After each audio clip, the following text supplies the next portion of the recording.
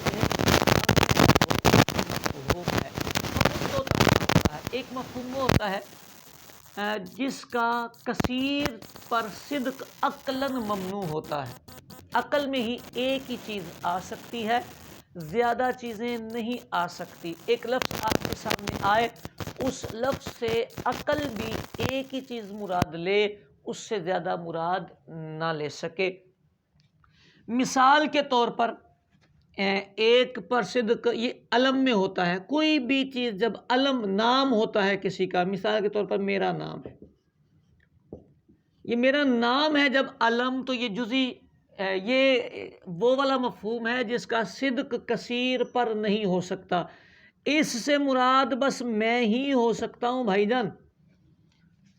عقل کوئی دوسری شے سوچ بھی نہیں سکے گی۔ جب اظہار بولا جائے گا، چلے میں مدنی بھی آگے لگا دیتا ہوں تاکہ میرا پورا نام ہو جائے، اظہار مدنی جب بولا جائے گا تو اس سے مراد ہم ہی ہوں گے، کوئی عقل دوسرے چیز کا تصور بھی نہیں کر سکے گی۔ اعلام جتنے ہوتے ہیں، علم جتنے ہوتے ہیں، یہ سب اسی کیٹیگری میں آتے ہیں۔ یہ وہ مفہوم ہوتے ہیں کہ جن کا صدق کثیر پر عقلاً ممنوع ہوتا ہے، عقل کہتی ہے نہیں دوسری کوئی شے نہیں یہاں آ سکتی، ٹھیک ہو گئی۔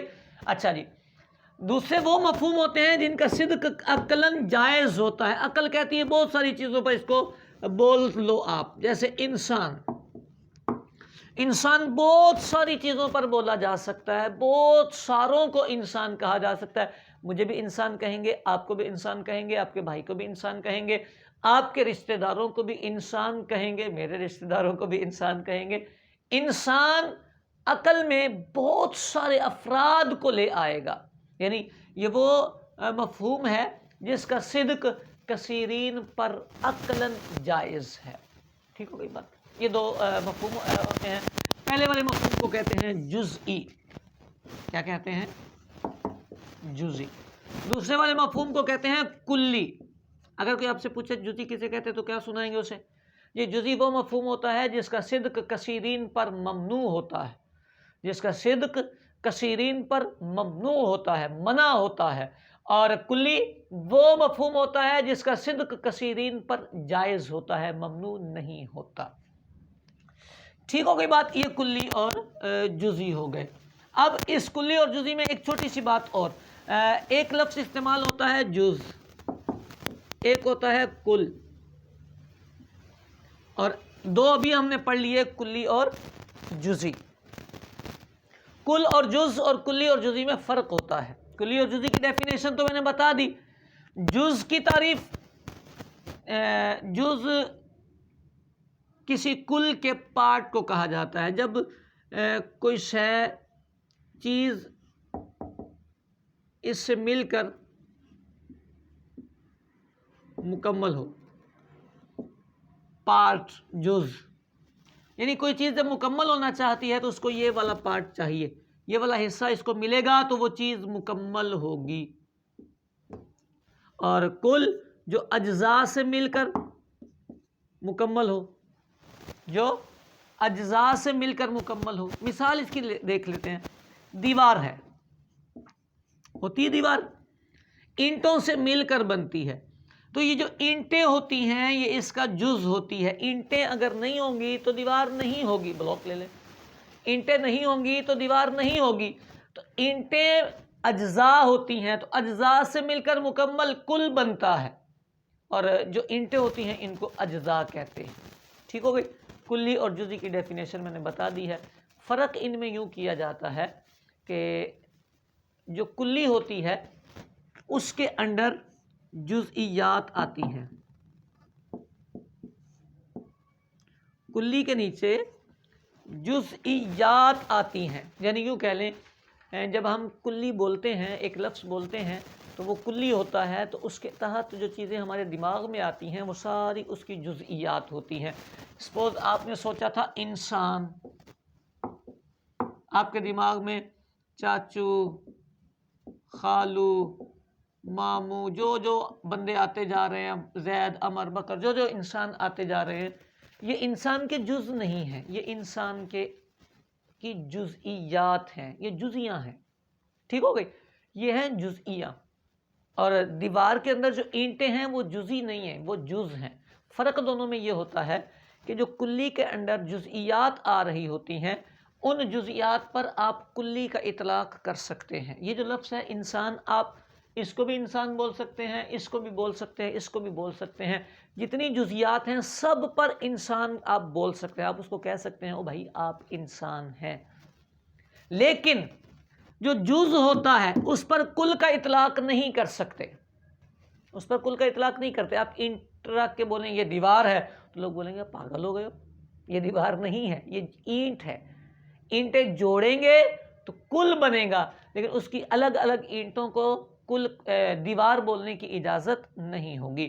یعنی مطلب یہ نکلا کہ کلی کی جو جزیات ہوتی ہیں ان جزیات پر الگ الگ بھی کلی کا لفظ بولا جا سکتا ہے، لیکن جو اجزاء ہوتے ہیں کسی کل کے ان پر کل کا اطلاق نہیں کیا جا سکتا۔ چلیں، یہ بات ہونے کے بعد ایک چھوٹی سی بات اور ہے، امید ہے فرق پتہ چل گیا ہوگا کل اور جز کا۔ منطقی لوگ جو ہیں وہ کہتے ہیں یہ تو جزی حقیقی ہے، حقیقی سمجھتے ہیں، حقیقی پکی جزی یہی ہے، اصلی جزی یہی ہے۔ لیکن ایک ٹرم اور بھی استعمال کرتے ہیں، اس کو کہتے ہیں جزی اضافی۔ کیا کہتے ہیں اس کو؟ جزی اضافی۔ ٹھیک ہو گئی؟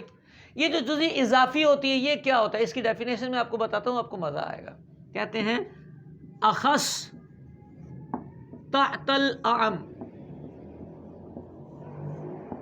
اخص تحت الاعم، ہر وہ خاص چیز جو کسی عام کے انڈر آ جائے، تحت آ جائے، عام کے نیچے آ جائے، یعنی جس کے اوپر کوئی عام آ جائے اور یہ اس کے نیچے آ جائے تو یہ جو نیچے آنے والی جو بھی چیز ہوگی اس کو بھی جزی کہیں گے، لیکن یہ جزی حقیقی نہیں، یہ جزی اضافی کہلائے گا۔ یعنی منطقی کیا کرتے ہیں؟ منطقی ایک ترتیب بناتے ہیں اور اس ترتیب میں وہ یوں لیتے ہیں، سب سے اوپر رکھتے ہیں جوہر کو، کہتے ہیں جوہر سب سے عام ہے، اس کے بہت کائنات اس کے اندر ہے۔ پھر اس کی دو برانچیں نکلتی ہیں، ایک جسم ایک غیر جسم۔ ٹھیک ہو گئی؟ یہ جو جسم ہوتا ہے اس کی پھر دو برانچیں نکل جاتی ہیں، جسم نامی اور غیر نامی۔ یہ جو نامی ہوتا ہے پھر اس کی دو برانچیں نکل جاتی ہیں، حیوان اور غیر حیوان۔ حیوان کی پھر دو نکل جاتی ہیں، انسان اور غیر انسان۔ اب دیکھیں آپ کو یہ بات سمجھ آ رہی ہوگی، جوہر کے اندر تو سب کچھ موجود ہے، بٹ جب ہم نے جسم بولا تو جسم میں غیر جسم نکل گیا، تو اس کے افراد تھوڑے ہیں، یہ عام ہے یہ خاص ہے۔ اب اگر ہم اپنی ڈیفینیشن کو دیکھیں کہ ہر وہ خاص لفظ جو کسی عام کے تحت آ جائے گا وہ جزی اضافی ہوگا، اس کا مطلب یہ ہوگا کہ یہ جسم بھی یہاں جزی اضافی ہوگا۔ سمجھ آ رہی ہے بات؟ یہ جزی اضافی ہوگا۔ اچھا، جسم نامی کے مقابلے میں عام ہے، جسم میں زیادہ افراد ہیں، نامی میں صرف نامی والے ہیں، غیر نامی والے الگ ہو گئے ہیں، تو نامی میں کم افراد ہیں، تو یہ خاص ہے جسم سے، تو یہ بھی جسم کے اندر آ رہا ہے، تو یہ بھی جزی اضافی ہو گیا۔ اچھا جی، پھر حیوان، یہ بھی جزی اضافی ہو گیا، انسان بھی جزی اضافی ہو گیا۔ ٹھیک ہو گئی یہ بات؟ اب ایک بات توجہ کریں، کلی کی تعریف ہم نے پڑھی تھی جو کثیرین پر صادق آئے، تو یہ تو کثیر پر صادق آتے ہیں، اس پر تو کلی کی ڈیفینیشن بھی صادق آ رہی ہے۔ جی بھائی جان یہ کلی ہی ہے، یہاں تک یہ سارے اصلی کلی ہیں، لیکن ان کو جزی اضافی بھی کہا جاتا ہے۔ یہ ہوتا ہے اعتبار کا فرق۔ جب ہم ان کا یہ اعتبار کریں گے کہ یہ کسی عام کے انڈر آ رہے ہیں، کسی عام کے تحت آ رہے ہیں، تو ہم ان کو کہیں گے یہ جزی اضافی ہیں۔ ٹھیک ہوگا یہ بات؟ اور جب جرنلی ان کو استعمال کریں گے تو پھر ہم ان کو کلی بولیں گے، یعنی ایک ہی چیز کلی ہے، اصلی وہ ہے کلی، یہ سارے کلی ہیں انسان تک، لیکن جزی اضافی بھی بنتے ہیں۔ اچھا، ایک اس کے نیچے بھی پوائنٹ آتا ہے، زید، زید بھی تو انسان کے انڈر آ رہا ہے، تو بھائی یہ جزی اضافی بھی ہے، یہ جزی اضافی بھی ہے، جزی حقیقی بھی ہے۔ زید جو ہے چونکہ اگر اس کی یہ ڈیفینیشن دیکھیں گے تو اس کو جزی اضافی بولیں گے، اور یہ والی دیکھیں گے تو اس کو جزئی حقیقی بھی بول دیں گے، ٹھیک ہے؟ تو جزئی حقیقی اور جزئی اضافی، یہ دو جزیات استعمال ہوتی ہیں۔ حقیقی کی تعریف یہ ہے کہ جس کا صدق کثیرین پر ممنوع ہو، اور اضافی کی تعریف یہ ہے جو اخص تحت الاعم ہو، جو خاص کسی عام کے نیچے آ جائے، اس کو جزئی اضافی کہتے ہیں۔